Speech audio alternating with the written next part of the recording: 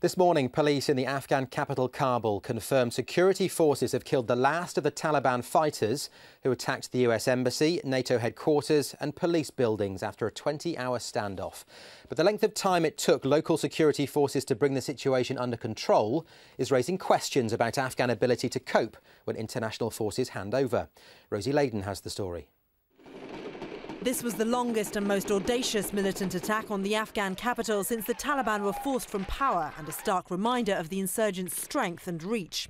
Afghan security forces, backed by NATO and Afghan attack helicopters, fought floor by floor in the 13-storey building, with one or two fighters holding out overnight. It was close, room-to-room fighting. It had to be done taking into consideration that this high building stands in one of the most populated areas of Kabul, and that any overreaction and any fire too much implied on this building could have cost innocent civilian life.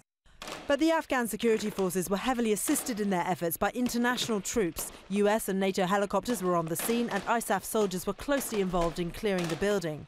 Questions have been asked about local forces' ability to take charge of security following handover. The swift response is the initial response, and it is the quick reaction that seals the terrorists away from the population. And this is what the Afghan National Security Forces managed to do. Despite the US embassy taking the brunt of the attack, the American ambassador to Afghanistan dismissed the incident as insignificant. This really is not a very big deal.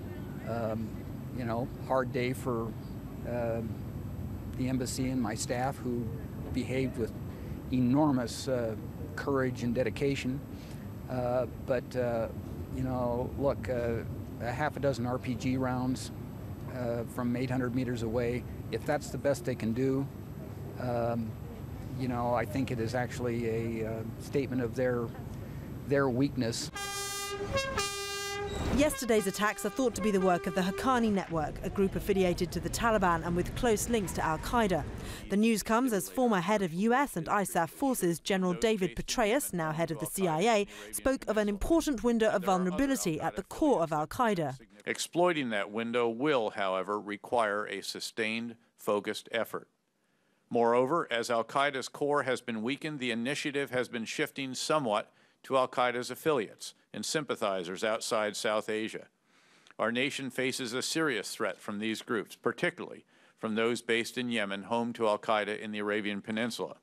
And there are other al-Qaeda affiliates that present significant threats as well. Although the CIA chief used his first congressional testimony in the role to warn of threats beyond Afghanistan, the Kabul attack has demonstrated the Taliban's continued ability to strike at the heart of the Afghan capital in defiance of international forces. Rosie Layden, Forces News.